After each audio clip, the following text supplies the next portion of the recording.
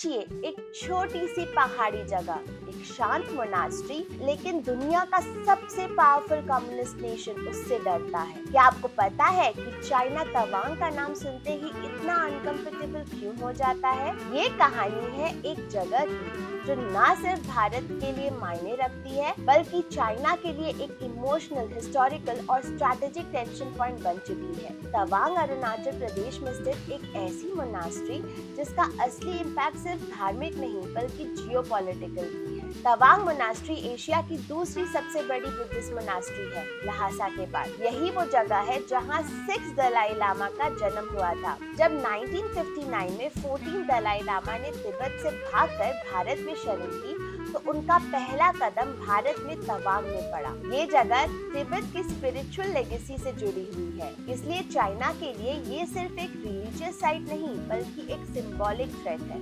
आखिर चाइना तवांग से इतना क्यों डरता है? Number 1, Dalai Lama succession control. China चाहता है कि नेक्स्ट दलाई लामा उसके इन्फ्लुएंस में हो, लेकिन अगर तवांग में ही नेक्स्ट दलाई लामा को आइडेंटिफाई किया गया तो चाइना का पूरा कंट्रोल खत्म हो सकता है। ये तिब्बतन बुद्धिज्म के स्पिरिचुअल अथॉरिटी को ब्रीचिंग के बाहर ले जाता है। नंबर 2, तवांग के तिब्बतन कनेक्शन। चाइना कहता है कि तवांग कभी तिब्बत का हिस्सा था और तिब्बत अब चाइना का पार्ट है। भारत इससे कभी नहीं मानता, इसलिए चाइना का हिस्टोरिकल क्लेम फेल हो जाता है। नंबर 3, पब्लिक परसेप्शन और ग्लोबल ऑप्टिक्स। अगर दलाई लामा तवांग जाते हैं या तवांग से कोई स्पिरिचुअल अनाउंसमेंट होती है तो पूरी दुनिया में ये मैसेज जाता है कि तिब्बत ऑटोनॉमस है। इससे चाइना का केयरफुली कंट्रोल किया गया नैरेटिव बिगड़ जाता है। अभी रिपोर्ट्स आ रही है कि चाइना ने अरुणाचल में, खासकर तवांग सेक्टर में मिलिट्री बिल्डअप शुरू किया है। भारत भी फुल रेडीनेस में है। ये सिर्फ एक और प्रूफ है कि तवांग चाइना के लिए एक सेंसिटिव नर्व पॉइंट बन चुका है। तो तवांग चाइना के लिए सिर्फ एक पहाड़ी एरिया नहीं है, ये एक ऐसी जगह है